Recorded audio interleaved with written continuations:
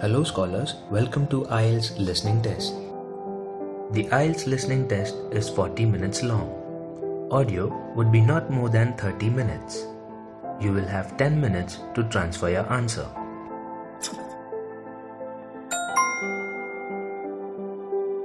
Good luck. The test is in 4 parts: Part 1, Part 2, Part 3, and Part 4. Now look at Part 1. Part 1. You will hear a conversation between Peter and Jim talking about some details for their shared accommodation. First, you have some time to look at questions 1 to 4.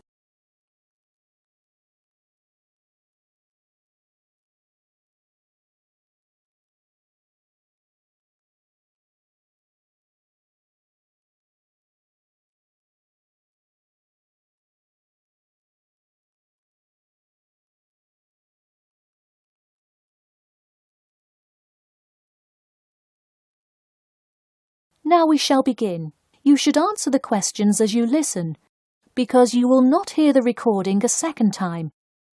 Listen carefully and answer questions 1 to 4. Hey Jim, it's Peter. Oh, hey Peter, what's up? I thought I'd call so we could hammer out the details for next year's lease. That's a good idea. Did we ever decide on how to split the total rent? Well, I was thinking, since my room is bigger, I probably should pay a little more. So I could pay £110 and you could pay £80. Does that sound okay? Considering that my old apartment cost me £100 for a smaller room, I'm definitely all right with that. Hey, I was looking at a map of the area and can't seem to find a bus stop near it. Do you know where we would catch the bus? Well, the bus is actually pretty far from us, but we have that garage that we can park our cars in. Wow, that's great. Convenient parking is hard to find, so we're lucky we have that. Okay, so we have a whole lot of things we'll need to buy when we move in. How do you want to split that up? I was wondering, do you still work at the supermarket? Yep, every Tuesday and Saturday.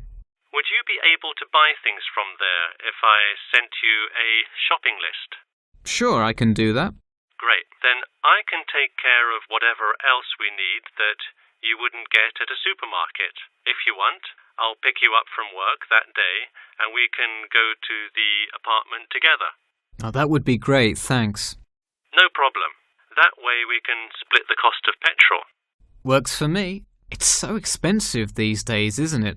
It's downright obscene.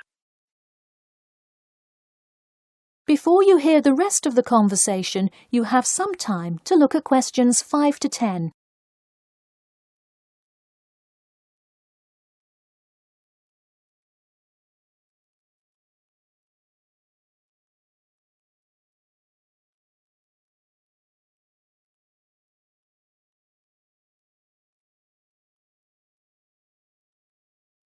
Now listen and answer questions 5 to 10.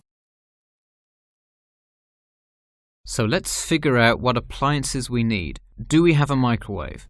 Yes, the landlord's providing that for us. Hey, do you still have that space heater, though? We need one for the kitchen since it's not connected to the central heating. All right, I'll bring that. Anything else? Well, I have some dining room and living room furniture I can bring, so that should take care of most of the big stuff. You know what we do need, though? Could you bring a toaster? I actually don't have one. It doesn't come with the microwave. No, the landlord is only supplying the microwave. It would really help if you could bring one. Okay, I'll pick one up at the store. You know, I also have this cool antique rotary phone that would be a cool addition to the apartment, sort of as decoration and utility. Oh, cool. The only thing is, we'd have to put it in the kitchen unless you want it in your room. Why not put it in the living room? The living room's too loud to have a phone conversation. The noise sort of carries, so if one person is trying to watch TV or have friends over, the person on the phone won't be able to hear. Okay, well I guess kitchen it is then. Any other big things we need? That seems like everything. That's all I can think of. And of course, move-in is... June the 1st. I can't wait. We'll be able to watch the big game in our new apartment. It's going to be awesome. Yeah, we can move in the morning, and then Friday night we can sit back and cheer on Liverpool. I have an exam in the morning, but we'll be done around 11 a.m. and can move in after. Wait, Liverpool? You're joking, right? I thought you were a Manchester United fan. Man U? No way. Liverpool all the way. Oh no, I don't know if I can live with a Liverpool fan. That is the end of part 1.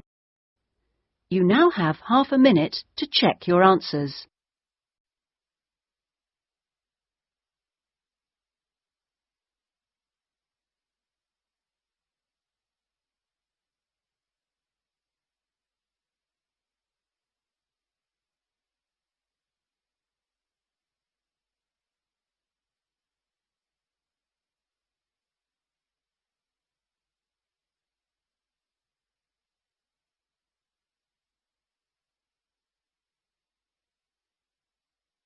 Now turns to part 2.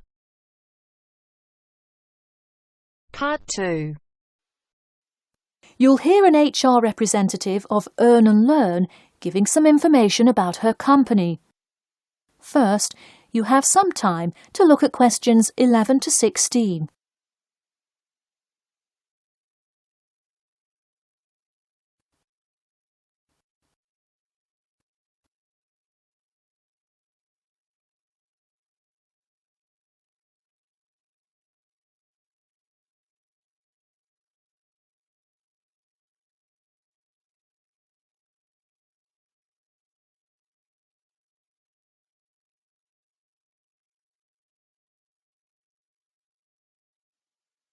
Now listen carefully and answer questions 11 to 16.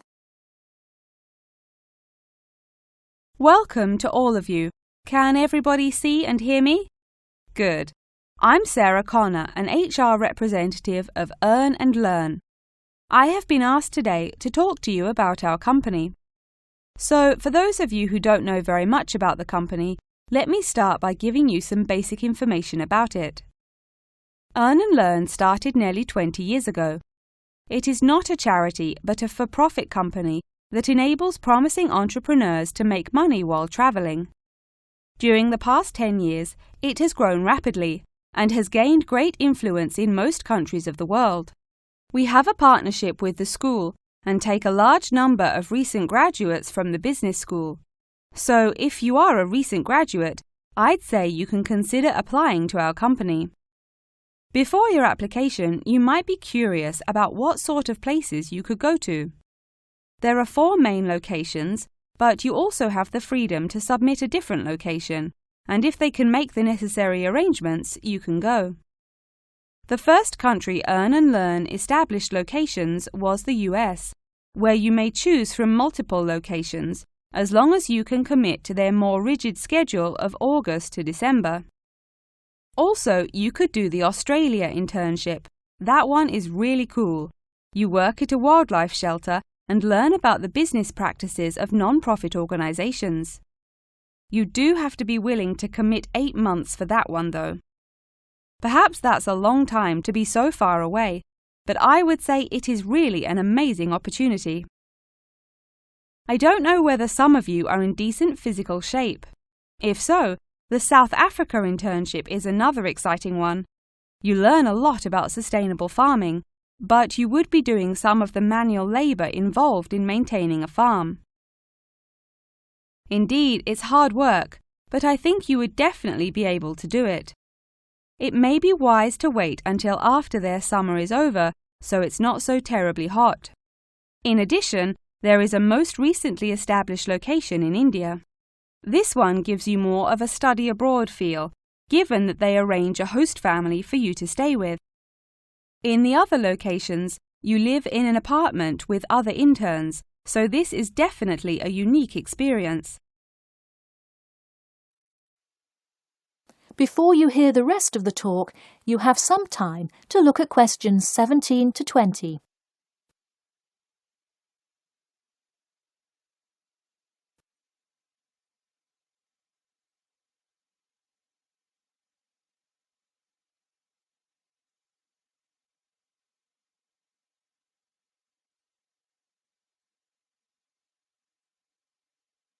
Now listen and answer questions 17 to 20. Regardless of where you go, at the end of the program you get a global travelling certificate, as long as you can explain your experience. You can provide a written log of what you did. I recommend writing journal or blog entries about what you do every day, or a weekly summary of each day. Of course, you don't have to write up a formal report or anything like that, and you need to apply for it once you have returned. Some students may want to know whether this is a paid internship. Actually, you have to pay for the flight there yourself. But you have the opportunity to create your own small business, which could earn you money if it's successful. So basically, you pay for it all up front, but when you're there, you can find ways to make money. That is to say, you pay for 2/3 of the cost up front as a deposit, and then give the final installment 1 month prior to your return. Finally, I have to remind you that you need a health check before you go, to make sure you're not going to spread any communicable diseases. In addition, before you go, you don't have to attend any meetings or workshops. You'll meet everyone you'll be working with once you get there. Okay, well, that's all I've time for today. Thanks for listening, and I'm happy to take any questions if you have them. That is the end of part 2. You now have half a minute to check your answers.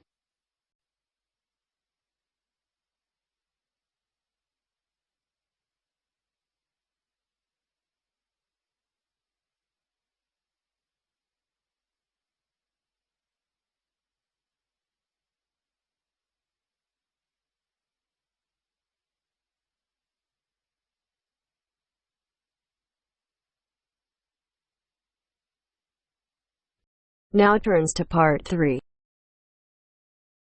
Part 3. You will hear a student called John talking to his classmate Danny about the details of his research project. First, you have some time to look at questions 21 to 26.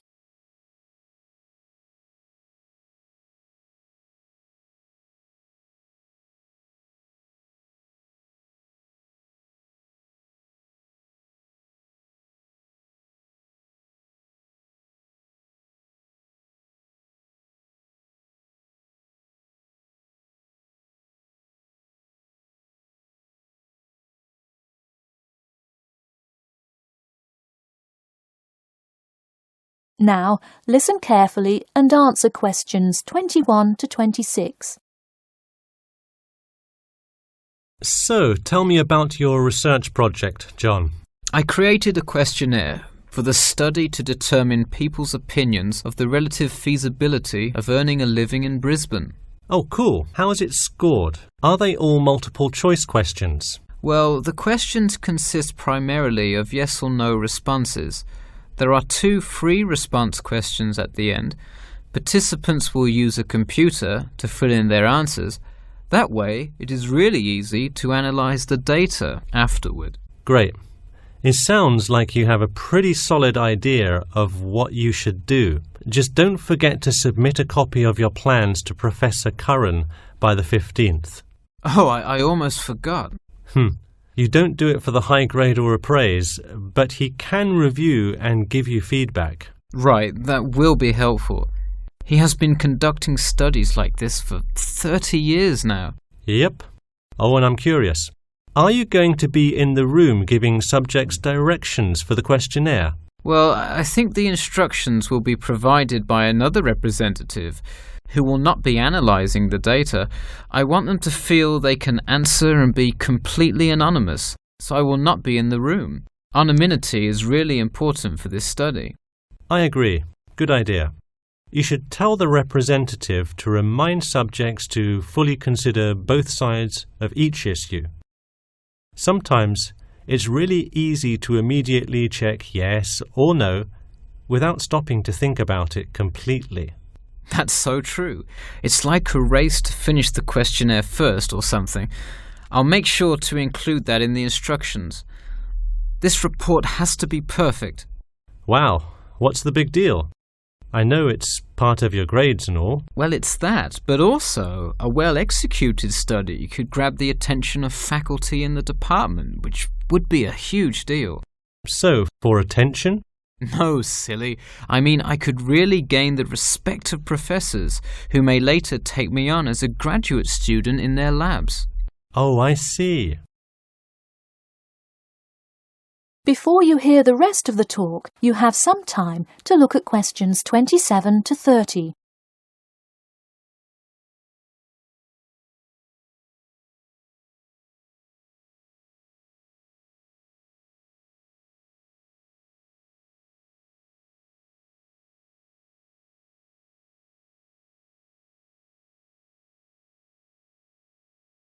Now, listen carefully and answer questions 27 to 30.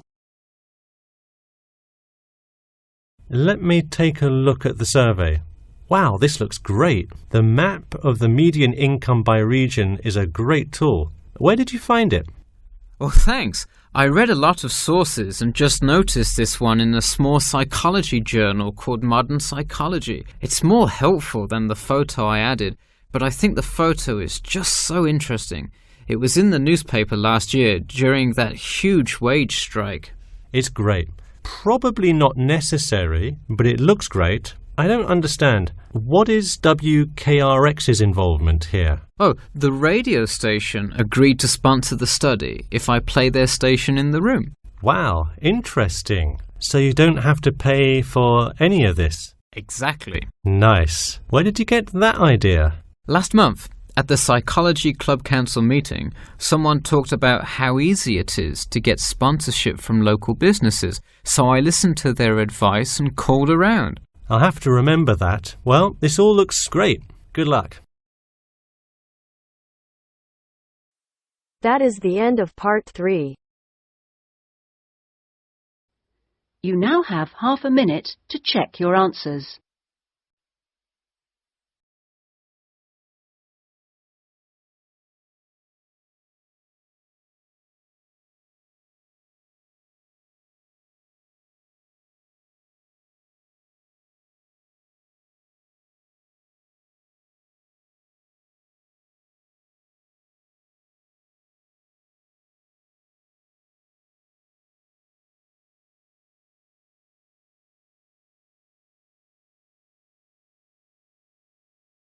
Now turns to part 4. Part 4. You will hear the beginning of a lecture about the Pleasanton Town Market. First, you have some time to look at questions 31 to 40.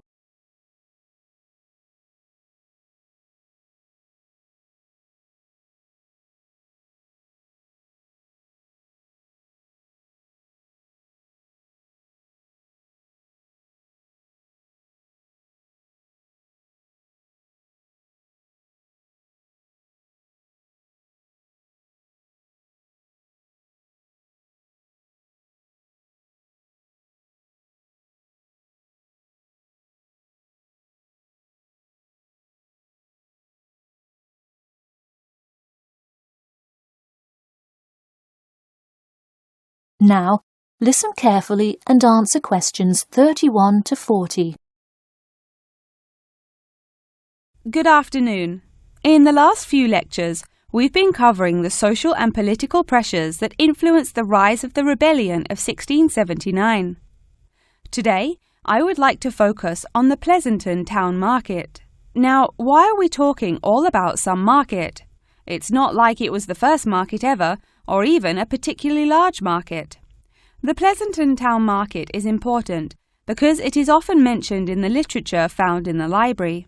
If you have ever been there, you have probably seen all of the handcrafted items sold there now. But what was originally bought and sold in the town market?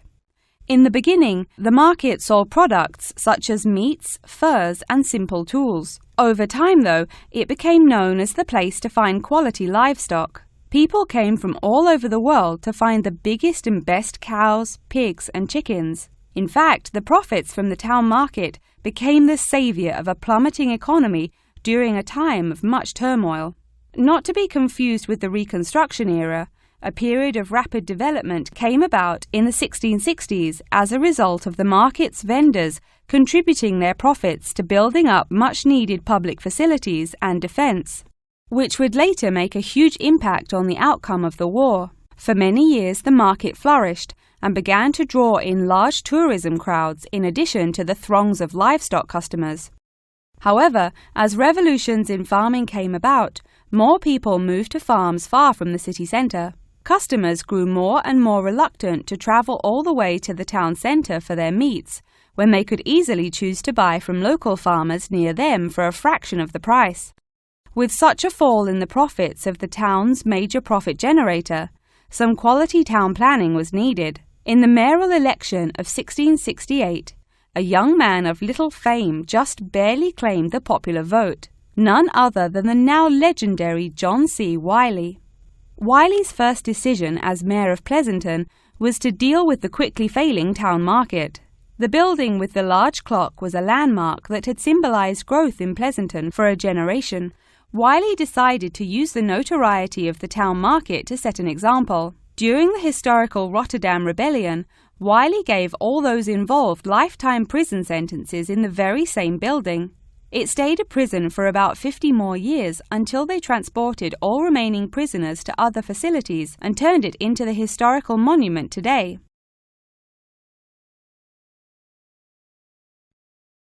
Now that you know the basics of the history of the Pleasanton town market, I will introduce your next group project.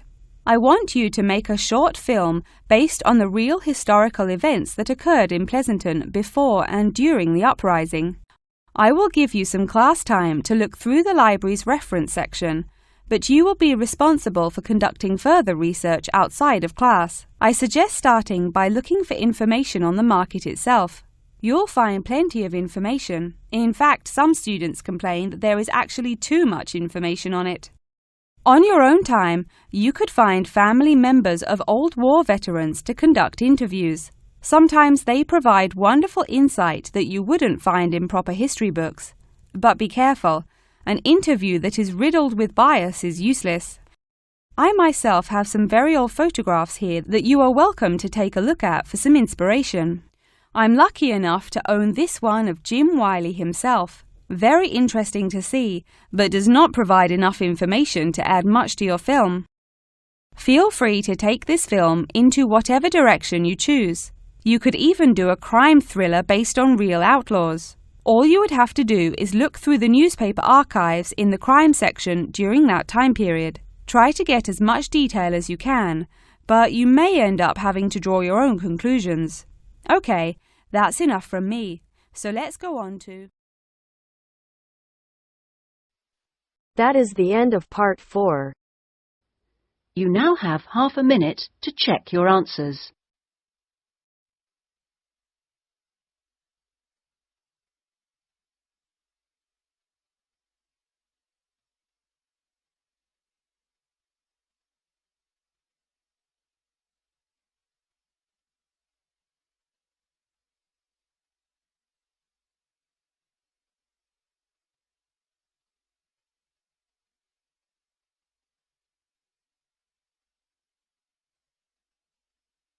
That is the end of the listening test. In the IELTS test, you will now have 10 minutes to transfer your answers to an answer sheet.